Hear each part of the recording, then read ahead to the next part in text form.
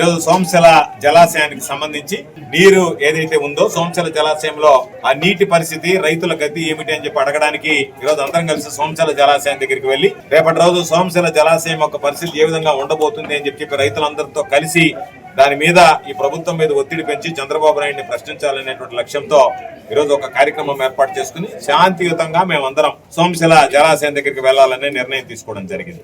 అయితే మేము సోమశిల జలాశయం దగ్గరికి వెళితేనే చంద్రబాబు తన నీడను చూసి తానే భయపడుతున్నట్టుగా, చంద్రబాబు నాయుడు రంగులు బయటపడ్డాయి, చంద్రబాబు నాయుడు ద్రోహం బయటపడింది, చంద్రబాబు నాయుడు కుట్ర రైతాంగానికి తెలిసిపోయింది, కాబట్టి దీని మీద చర్చ జరగకూడదు, దీనిని అణగదొక్కాలా, ఈ అంశం వెలుగులోకి రాకూడదు, కాబట్టి ఏదైతే నేను చీకటి ఒప్పందం కుదుర్చుకున్నానో అదే చీకట్లో అది మగ్గిపోవాలి తప్ప వెలుగు చూడకూడదు ఆ ఒప్పందం, దాని గురించి ప్రజలు ఎక్కడా చర్చించకూడదు అనేటువంటి ఆలోచనతో నిన్న మనం చూసాం.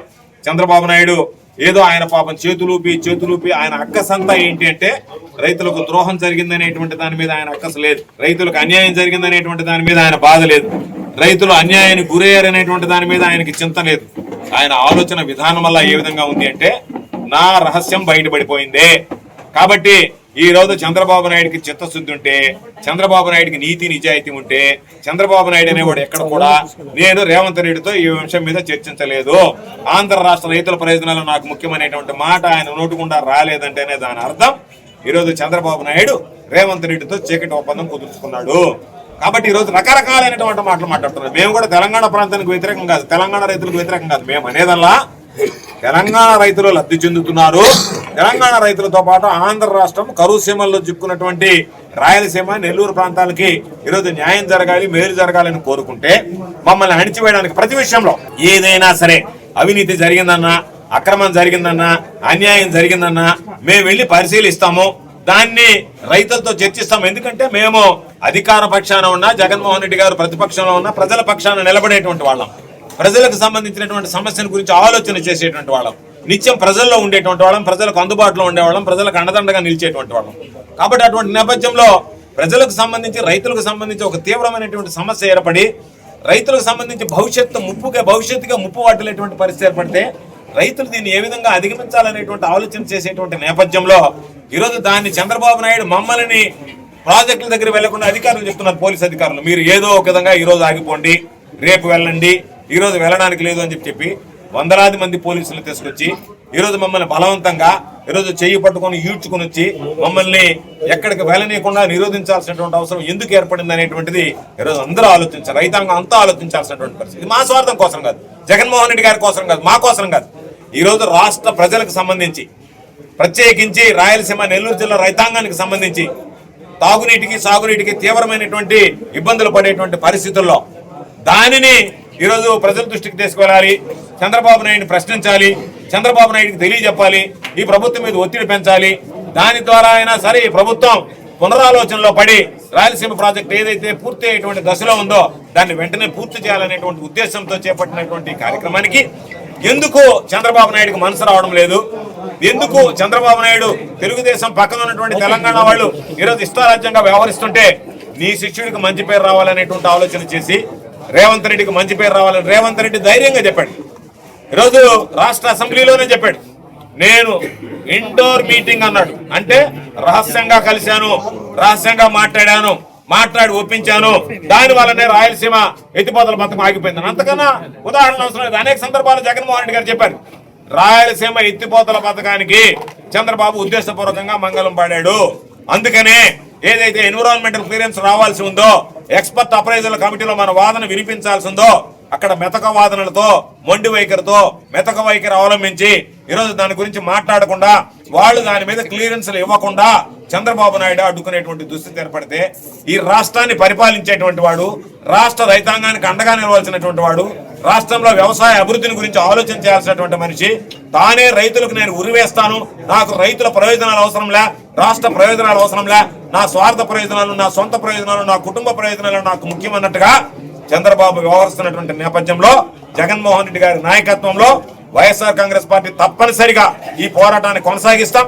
మీరు ఎన్ని అడ్డంకులు సృష్టించినా, ఎన్ని అవరోధాలు సృష్టించినా, పోలీసుల దగ్గర మమ్మల్ని ఈడ్చుకెళ్లి పారేసినా, మమ్మల్ని కాల్చి చంపేసినా, మా మీద లాఠీ చార్జీలు చేసినా, మమ్మల్ని అకారణంగా మాతో పాటు వచ్చేటువంటి వైఎస్ఆర్ కాంగ్రెస్ పార్టీ నాయకుల్ని, కార్యకర్తల్ని దుర్భాషలాడినా, దాడి చేసినా, కొట్టినా లాఠీ చార్జ్ చేసినా దేనికైనా సిద్ధపడతాం తప్ప మేము అధికారం ఉన్నా లేకపోయినా ప్రజల పక్షాన్ని నిలబడతాం తప్ప చంద్రబాబు నాయుడు లాగా అధికారం లేకపోతే హైదరాబాద్ లో అధికారం ఉంటే ప్రజల మధ్య నిలబడి ఏ విధంగా దోచుకోవాలనేటువంటి ఆలోచన తప్ప చంద్రబాబు నాయుడు 19 నెలల కాలంలో దోపిడీ అరాచకం తప్ప దౌర్జన్యాలు తప్ప ఎక్కడైనా అభివృద్ధిని గురించి ఆలోచన చేశారా? అప్పనంగా రైతులకు సంబంధించినటువంటి భూముల్ని లాక్కొని ఈరోజు పాపం ఇండస్ట్రియలిస్టులకి వాళ్ళకి దత్తత ఇచ్చేటువంటి పరిస్థితి. అక్కడ అమరావతిలో ఉండేటువంటి రైతుల భూములు లాక్కొని ఈరోజు నేను దానికి సంబంధించి మీకు ఏమి ఇచ్చేది లేదంటే రైతులు తిరగబడేటువంటి పరిస్థితి. కాబట్టి చంద్రబాబు నాయుడు ఇప్పుడు అధికారంలో ఉన్న రైతు సంక్షేమాన్ని గురించి, రైతుల సమస్యల గురించి, వ్యవసాయాన్ని గురించి పట్టించుకున్నటువంటి దాఖలాలు లేదు. అదే పందాలో ఈ రోజు కూడా రాయలసీమ ఎత్తిపోతల విషయంలో రైతాంగానికి తీవ్రమైన ద్రోహం తలపెట్టినటువంటి చంద్రబాబు నిరంకుశ వైఖరి పట్ల ఈరోజు మేమందరం పోరాడతాం. అందుకనే ఈ రోజు నెల్లూరు జిల్లాకు సంబంధించి ఇన్ఛార్జీలుగా ఉన్నటువంటి వ్యక్తులు అందరం కలిసి వెళ్లాలనుకుంటే అక్కడ మాజీ మంత్రిగా ఉన్నటువంటి నల్లపురెడ్డి ప్రసన్న కుమార్ రెడ్డి గారికి నోటీసులు ఇచ్చి కనీసం ఆయన వైఎస్ఆర్ కాంగ్రెస్ పార్టీ కార్యాలయం దగ్గరికి వెళ్తానన్నా కూడా గడప దాటి వెళ్ళడానికి లేదు అని చెప్పి ఆంక్షలు విధించి ఒక సీనియర్ శాసనసభ్యుడు, సీనియర్ మంత్రి అటువంటి వ్యక్తినే ఈరోజు పోలీసులు నిర్బంధించి దౌర్జన్యంగా ఈరోజు ఆయన నిలువరించడం జరిగింది. అదేవిధంగా విజయ్ కుమార్ రెడ్డి గారు రూరల్ నియోజకవర్గ ఇన్ఛార్జిగా ఉంటే ఆయన దగ్గరికి వెళ్లి ఆయనకి నోటీస్ ఇచ్చి మీరు కదలడానికి లేదు అని చెప్పి మొరాయించారు. అదేవిధంగా నెల్లూరు నగర నియోజకవర్గ ఇన్ఛార్జిగా ఉన్నటువంటి శాసన మండలి సభ్యులు సోదరులు చంద్రశేఖర్ రెడ్డి గారి ఇంటికి వెళ్లి పోలీసులు నివారిస్తే నేను కార్యాలయానికి తరలి వెళ్లేదే అని అంటే విధి లేని పరిస్థితుల్లో అనుమతించి ఇక్కడ ఆయన మాతో పాటు కలిసి రావడానికి మాతో పాటు ఆయన నిర్బంధించాడు. అదేవిధంగా సంజీవ్ గారు ఇంట్లో ఉంటే బయట ఏదో కార్యక్రమానికి వెళ్లి ఆయన వస్తుంటే ఆయన ఇంటి దగ్గరికి పోలీసులు వెళ్తే వాళ్ళకి సంబంధించి ఆయన ఇంట్లో లేడని చెప్పి నేరుగా ఆయన ఎదుక్కుంటూ ఇక్కడికి వచ్చారు. ఆయన ఇక్కడికి చేరుకున్నాడు కాబట్టి ఆయన ఇక్కడికి చేరుకోగలిగాడు కాబట్టి వీళ్ళిద్దరూ ఈరోజు మేము ముగ్గురు అయ్యాం. లేకపోతే ఎవరిని ఎక్కడ పడితే అక్కడ వాళ్ళ ఇళ్లలో ఆపేసి విధ్వంసం సృష్టించి మీరు ఏమైనా సరే అధికారులు చెప్పేటువంటి మాట ఈ రోజు కుదరదు, మీరు వెళ్ళడానికి లేదు, మరో రోజు కావాలంటే వెళ్ళండి అంటే మీరు చెప్పేది మేము మిమ్మల్ని నియంత్రించాం. ఈరోజు మేము రోడ్డు మీద కూర్చున్నాం. మేము రాజశేఖర్ రెడ్డి గారు ఈరోజు రాష్ట్రాన్ని గురించి ఆలోచన చేశాడు, ఆ తర్వాత జగన్మోహన్ రెడ్డి గారి గురించి ఆలోచన చేశాడు. చంద్రబాబు కొడుకు ఎప్పుడు రాష్ట్రాన్ని గురించి ఆలోచన చేయలే. చంద్రబాబు నాయుడు కొడుకు నడి రోడ్డు మీద ఎందుకు కూర్చున్నాడు? చంద్రబాబు నాయుడు స్కిల్ డెవలప్మెంట్ లో ₹1,00,00,000 అవినీతికి పాల్పడితే పోలీసులు అరెస్ట్ చేస్తే మా నాయన అవినీతికి పాల్పడితే మీరు అరెస్ట్ చేస్తారని రోడ్డు మీద కూర్చున్నాడు. రాజ్యాంగం ఉల్లంఘించాడు. రాజ్యాంగంలో ఏమేమి ఉన్నాయో అటు గురించి చెప్పాడు. ఈ రోజు అదే మేము మా సొంత ప్రయోజనాల కోసమో మా కుటుంబ వ్యక్తుల కోసమో అవినీతికి పాల్పడేటువంటి వాళ్ళ కోసమే మేము రోడ్డు మీద కూర్చోలే. మేము ఈ రోజు రోడ్డు మీద కూర్చున్నది ఈ రాష్ట్ర రైతాంగ ప్రయోజనాల కోసం. రాయలసీమ లిఫ్ట్ ఇరిగేషన్ సాధించండి అని చెప్పి కోరడానికి, రాయలసీమ లిఫ్ట్ ఇరిగేషన్ కోసం ఈ ప్రభుత్వం మీద ఒత్తిడి పెంచాలని మేము రోడ్డు మీద కూర్చున్నాం తప్ప చంద్రబాబు కొడుకు లోకేష్ లాగా మా నాయన తప్పు చేశాడు, మా నాయన అవినీతికి పాల్పడ్డాడు, మా నాయన ప్రజల సొత్తు దోచుకున్నా సరే మీరు ఎవరు కూడా పట్టించుకోవడానికి లేదు, ఆయన అరెస్ట్ చేయడానికి లేదు. మీరు అరెస్ట్ చేస్తే నేను నడిరేటు మీద కూర్చుంటానని చెప్పి ఆయన కూర్చుంటే మేము ఆ విధంగా కూర్చోలే. మేము ప్రజల పక్షాన రైతాంగం పక్షాన ఈరోజు నడి రోడ్డు మీద కూర్చొని ఈరోజు మమ్మల్ని వెళ్ళనివ్వండి అంటే దానికి సంబంధించి అనేక రకాలైనటువంటి అవాంతరాలు సృష్టించి మమ్మల్ని ఈడ్చి తీసుకొచ్చి ఇక్కడ కూర్చోబెట్టారు. మేమేమి అవమానం పట్టంలే, అవమానంగా భావించడంలా. రైతుల కోసం జగన్మోహన్ రెడ్డి గారి నాయకత్వంలో ప్రాణాలు అర్పించడానికి కూడా వైఎస్ఆర్ కాంగ్రెస్ పార్టీ శ్రేణులు సిద్ధంగా ఉన్నాం. దీనికి సంబంధించి ఇది ఆరంభం మాత్రమే. ఏదో ఒకరోజు ఆర్భాటంగా చేసి వదిలేస్తాం అనుకుంటున్నారేమో, మేము వదలము. దీన్ని ప్రజల్లోకి రైతుల్లోకి విస్తృతంగా తీసుకువెళ్తాం. రైతుల మద్దతు కూడగడతాం. ఈ ప్రభుత్వం మీద ఒత్తిడి పెంచుతాం. ఈ ప్రభుత్వం మరలా రాయలసీమ ఎత్తిపోతల పథకం పూర్తయ్యేదాకా మా పోరాటం కొనసాగుతుంది.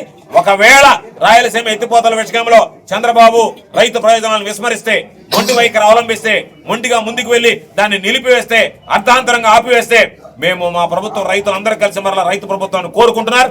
జగన్మోహన్ రెడ్డి గారు మరలా అధికారంలోకి రావడం ఖాయం. జగన్మోహన్ రెడ్డి గారు అధికారంలోకి వచ్చేదాకా మా పోరాటం రైతుల పక్షాన కొనసాగుతుంది. అధికారంలోకి రాగానే రాయలసీమ ఎత్తిపోతల పథకాన్ని ప్రారంభించి దాని ద్వారా రాయలసీమ, నెల్లూరు, ఒంగోలులో కొంత ప్రాంతానికి త్రాగునీరు, సాగునీరు అందించడానికి మా పోరాటాలు కొనసాగిస్తాం. మా కార్యక్రమాలు నిర్విఘ్నంగా కొనసాగించి రైతుల పక్షాన మా ప్రాణాలు అర్పించడానికైనా సిద్ధంగా ఉంటామని చెప్పి ఈ సందర్భంగా తెలియదు. కాంచీపురం పెరుమాళ్ సిల్క్స్ మీ పెళ్లికి మా శుభ కానుక. పెళ్లి పవిత్రమైన శుభ సందర్భం. ఆ రోజున ప్రతి అంగి, ప్రతి చీర మీ కలల మాదిరిగానే ప్రత్యేకంగా చూడాలి. కంచి పట్టు చీరలు ఒక్కో నూలు పోగుతో అద్భుతమైన సంప్రదాయాన్ని, రాజసాన్ని నేసిన నెమలి రెక్కల వంటి అందమైన చీరలు. ఖచ్చితమైన కంచి శైలి కోసం కంచి వెళ్లాల్సిన పని లేదు. మీరు కోరుకునే అసలైన అపురూపమైన కంచి చీరలు ఇప్పుడు కాంచీపురం పెరుమాళ్ పెరుమాళ్ సిల్క్స్ లో 1+1 మగ్గం ఫోల్డ్ పట్టు శారీస్ 900, 1+1 సాఫ్ట్ సిల్క్ పట్టు శారీస్ 2500, 1+1 సాముద్రిక పట్టు శారీస్ 3500, 3 కంచి పట్టు శారీస్ 4500, 3 సిల్వర్ జరీ పట్టు శారీస్ 5000, 1+1 డిజైనర్ మగ్గం బ్లౌజ్ వర్క్ పట్టు saris 6000, partywear dresses, crop tops, 3 pieces dresses మరియు డ్రెస్ మెటీరియల్ పై అప్ టు 30% వరకు స్పెషల్ డిస్కౌంట్. మీ జీవితంలో జరిగే మధురమైన పెళ్లికి అసలైన కంచి సంప్రదాయం మీ సొంతం చేసుకోండి. Kanchipuram Perumal silks, women, men, kids, Annamayya circle, Nellore. Finally, Lord, please subscribe to N3 TV.